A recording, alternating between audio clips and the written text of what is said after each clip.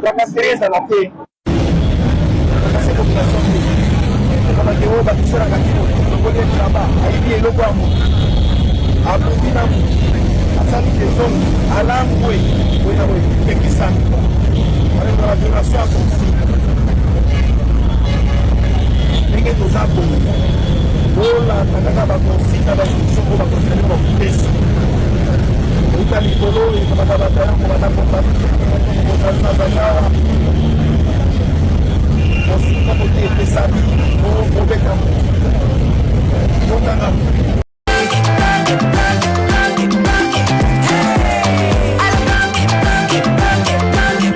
oyoki elenge ya Congo tapelema tapelema tapelema tapelema tapelema tapelema tracasserie ezala te tracasserie population te kama te oyo batiselaka kino lokoli ezaba ayibi eloko ya moto abobi na moto asali tezongo alangwe oyo ekisami alendo la violation ya conflit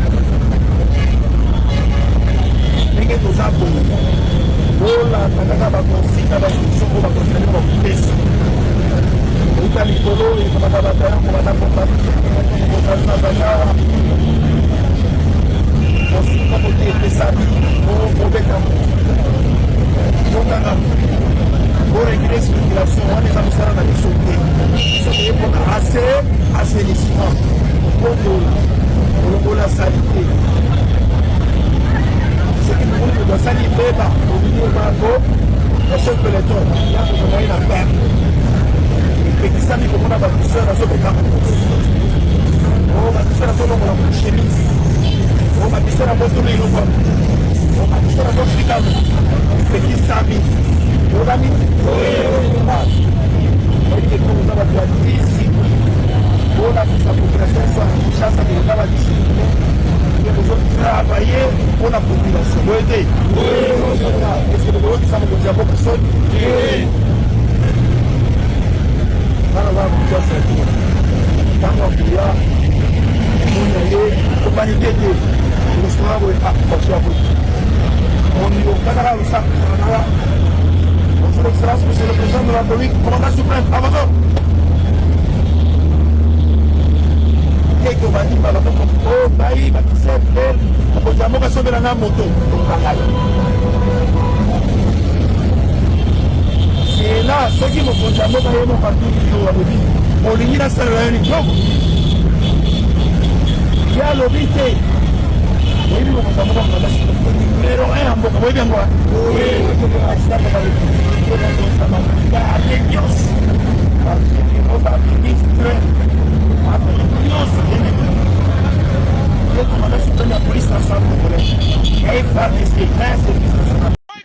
Boti de la vidéo au Chilombo, boy bisaye boya. Omoniye na service national na ye. Ata bazo Kinshasa mobimba. Baniki yango na linuka. Baniki yango na omo, na clean, na savon les coques, na savon munganga, na savon brillant. Batie pelouse Kinshasa mobimba. Batie tramway. Batie libiso nini esusu. Métro. Jour ya inauguration. Babengi Rossi Mukendi. Babengi Mamadou Ndala. Babengi musée. Babengi Lumumba. Pour couronner le tout. Babengi Kimbangu. Pour na inauguration wana. Na suka nango. Tosenga ye merci Chilombo. Pour na nyonso. Pour na effort. O sali pour que o se rattraper. Mais, en 2028, tu prends tes clics et tes claques. Bye bye likili. Kende. Donc, aux aïe le monte au sala. To doser to le bagenon au tikala. Non. Ba des pères et des mères basés belé. Ba nyamazamba au bazo le bagenon. Ceux qui te le moli Chilombo to rotanani. Et bon, yo muto zolo bawana. Oza sur na bongo na yote, oza sur l'intelligence yote que oro bak ça peut 1 plus pour na mboka la. Yubo reposter to voter mais ti le monete. Incompétence na déjà monnaie na misu yete. Voni ata yo nyamazamba o ozo ba maramozo ba te préféré ata yo. À gauche, l'image d'hier et à droite, celle d'aujourd'hui. Deux réalités qui tout opposent. Pendant des années, la place Pascal, dans le très populaire district de la Tchango, symbolisait le désordre. Embouteillages interminables, marchés pirates tentaculaires, parkings anarchiques, montagnes d'immondices et insalubrité chronique. Un carrefour où l'autorité semblait avoir perdu du terrain. Mais ce mardi, ce décor a complètement changé. En quelques heures seulement, les bâtisseurs du service national, déployés dans le cadre de la task force présidentielle d'assainissement, ont repris le contrôle des lieux. Le marché pirate a été entièrement démantelé, les parkings anarchiques dégagés, les caniveaux curés et l'emprise de la chaussée totalement libérée. Là où circulaient autrefois relevés du parcours du combattant, automobilistes et piétons redécouvrent désormais un espace aéré et une voirie rendue à l'intérêt public. Il est même à nouveau possible de filmer toute la largeur de cette artère, autrefois engloutie sous les étals, les déchets et les occupations illégales. Et le plus impressionnant reste le temps d'exécution. Une demi-journée a suffi à transformer ces points névralgiques de l'Est de Kinshasa. Cette opération n'a été menée que par un seul bataillon de la task force, appelé à intervenir sur tout l'axe reliant l'aéroport d'Ndjili à la place échangeur de Limeti. Sur les terrains, le coordonnateur de la task force, le lieutenant général Jean-Pierre Kassongo Kabouik et son adjoint, l'ingénieur David Mokeba, ont personnellement supervisé ces opérations. Et pour renforcer cette mission, un important lot de matériel logistique a été remis à la task force. Il s'agit de 50 motos neuves, 20 véhicules 4x4 ainsi que 30 camions bennes de 30 tonnes. Officiellement, la task force entre en danse dès demain jeudi. Déterminés et mobilisés, les bâtisseurs de la République entendent accomplir la mission leur confiée par le président de la République. Débarrasser la capitale de l'insalubrité, restaurer l'autorité de l'État, rendre Kinshasa propre, ordonné et respirable.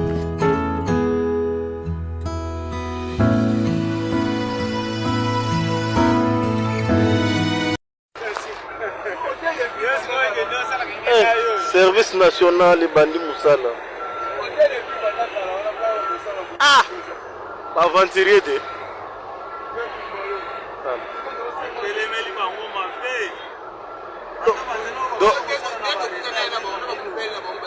Tala, où est Pascal? Tala Pascal est Télia. On dit matin. Hey! Tu gagnes mon élève. 9 secondes.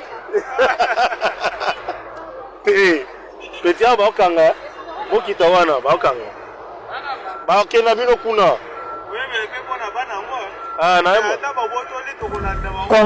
Congolais musani kayango bapekisi kobwaka biloko na nzela te yesu kwa ngasa let's go teti ami monisa yaza oji bandenge moko boyi ma amoni pe bato bosa msala na se ata mutu moko azoleka na se te ya lobi te nga na koleka na se mboka na nga boye na boye kopekisa nga na leka na se te na kobwaka eloko na se est-ce que bino kochili bato bapoubele tandis que amoni ke bato bazokombola asiko bazoloba ndeke akokomba yesu ko mutu ande okombola prince na place ya bato wana awacha pe teti ko mutu makasi azobube awasala fier miso ya batu esese bafia ntango bakobete fi botalaka video tina suka bota video tina suka bateti otani osila batenda azana abiki kutakutia na bato malamu parce que comment omoni moninga osala mosala mais ozobwaka papier kaka wana daya mpe bato nyonso baoleka likolo yo olekaka na se au quartier so la minute osko chef na bango ye moko aye chef aya komotuna yaka si chef akomprendre eke nabwaki eloko na se parce que namoni place ya poubele eza te oke chef ayebisi okosala mosala loko obwaki babeti yo te baokelo mawa banda sikoyo kosala mosala banda sikoyo kokumba eloko oyo obanda olokota basali te nyonso na nzela esimi mpe te suka nango nini munoko ebele okumbi te munoko ebele bazina mutima lizulo ya nada bazina mutima natakendaki kozumba telefoni natakendaki kozumba iphone na tuti malijandi ya lobi zumba na butiki ebakole iphone mani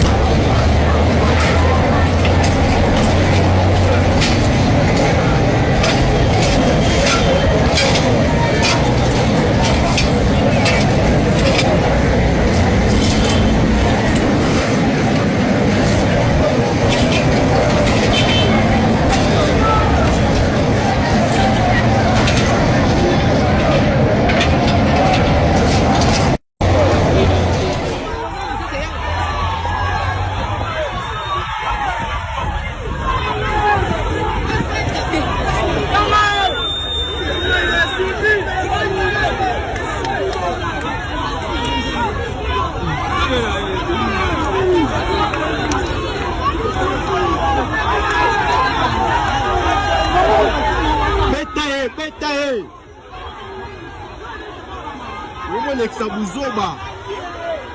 Mami ça m'a maman gagné.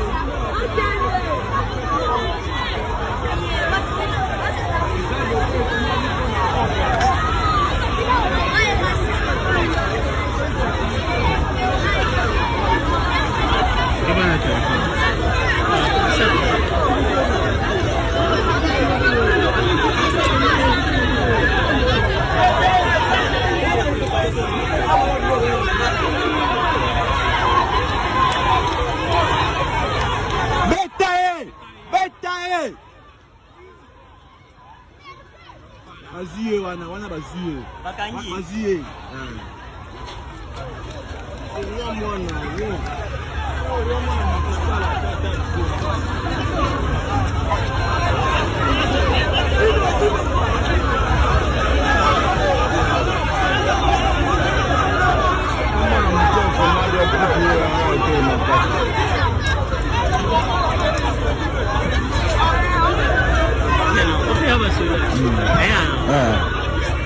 Unité différente.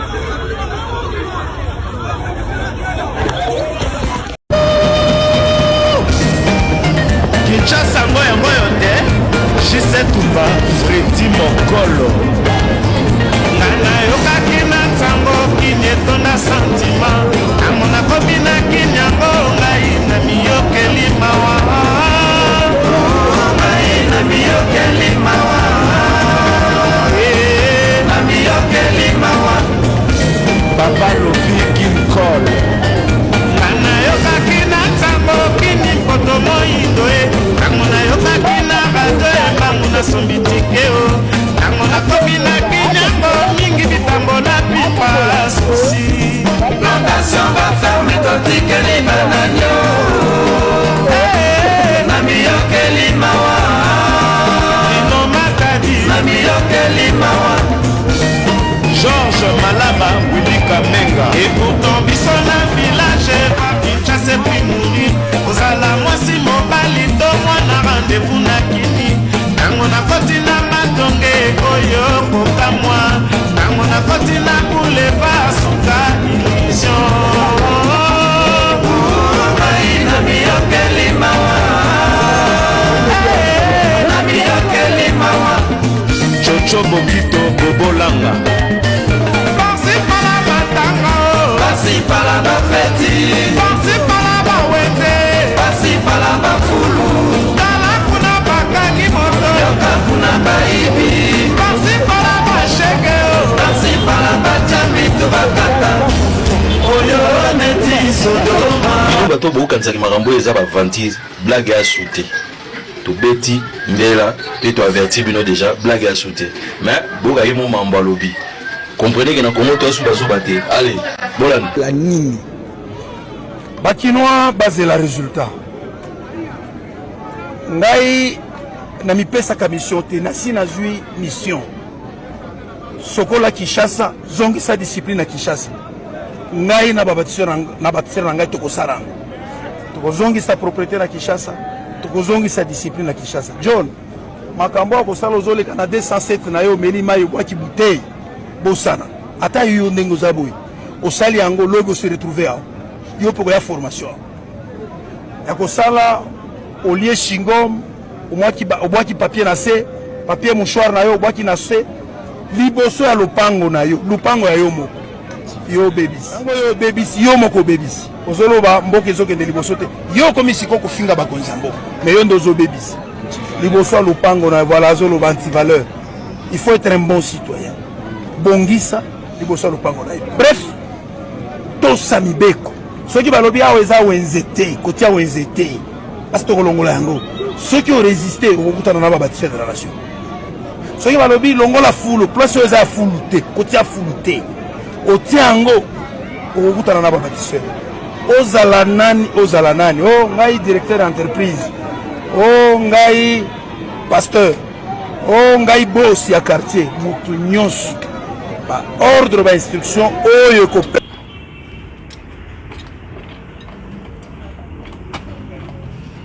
natiki embouteillage moto ezotambola te natie blocage mpona benir so yo otie blocage otie première vitesse ndenge natie wana omoni natiki nanga maboko moto ezosala ma eza na vitesse sikoyo nalingi na benir mpona kobenir mpona tombola sikoyo levier ya kobenir yeyo obandi komatisa yango soki omatisi ye ekomi ntina suka omoni na matomboli ntina suka nyonso sikoyo ye mpo abanda komata mpona bakisa na moto napesa na accéléré nasimbi moto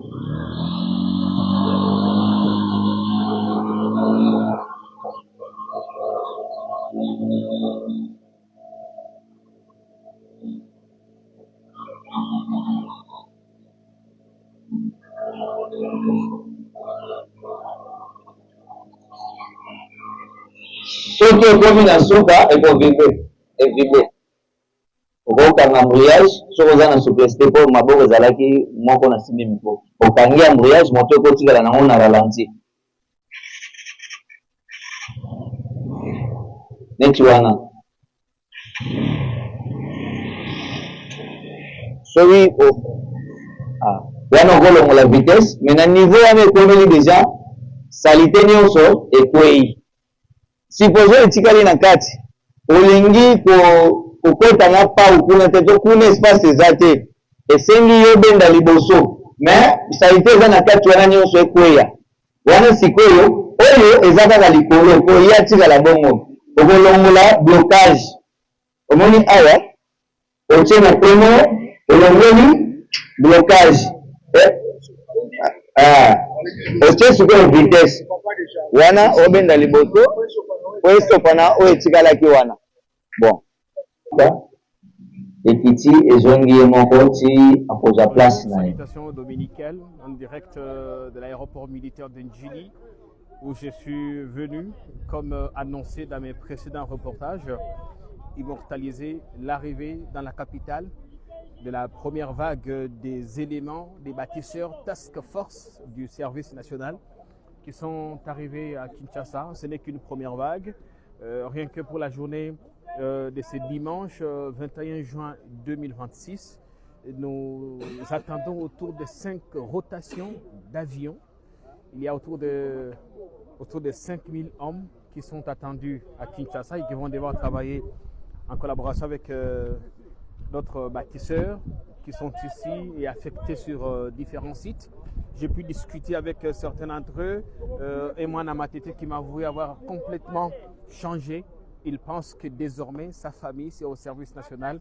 Il remercie en passant le président de la République, le général Jean-Pierre Kassomo-Kabwik qui lui ont offert cette deuxième chance pour sa vie.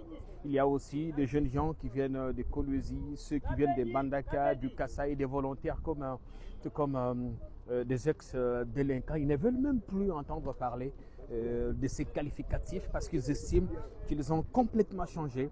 Ils m'ont dit qu'ils ont la rage de changer les choses. Ils ont reçu la mission d'assainir la ville de Kinshasa. Ils ont la rage, ils ont hâte. Ils piaffent d'impatience de se mettre au travail. Et ça, on va le voir dans les jours à venir. Continuez à rester abonné sur ma page parce que toutes les infos vous y seront données. Et voilà, c'est un appel nominal. On essaie d'identifier chacun. Là, au fond, on leur donne un casse-croûte de départ. Quelque chose de quoi mettre sous la dent rapidement. Donc, on s'assure que chacun est bien à sa place et qu'il est prêt à relever le défi immense de l'assainissement de la ville de Kinshasa.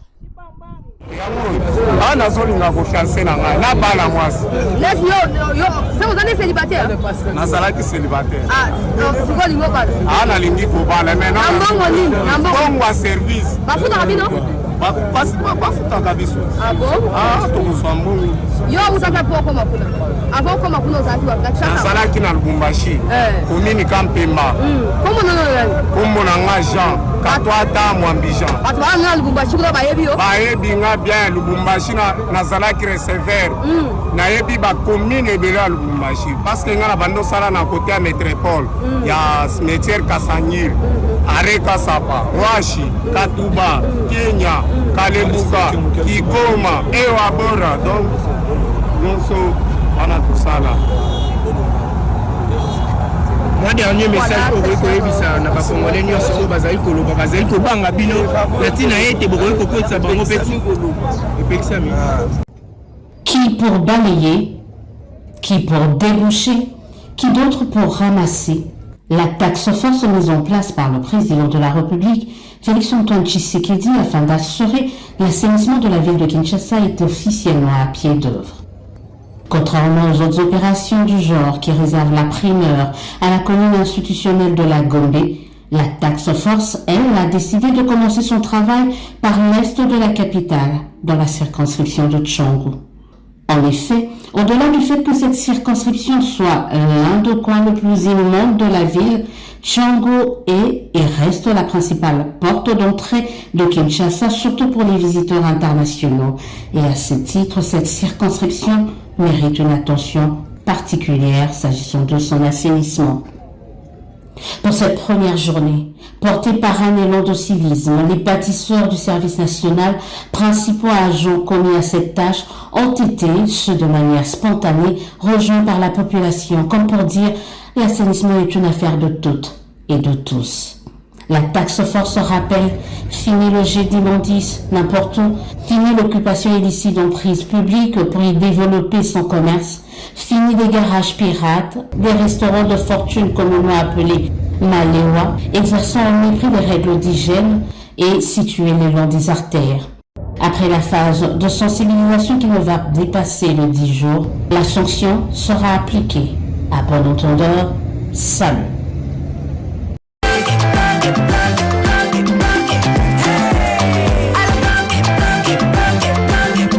Oyoki elenge ya Congo, tapelema, tapelema.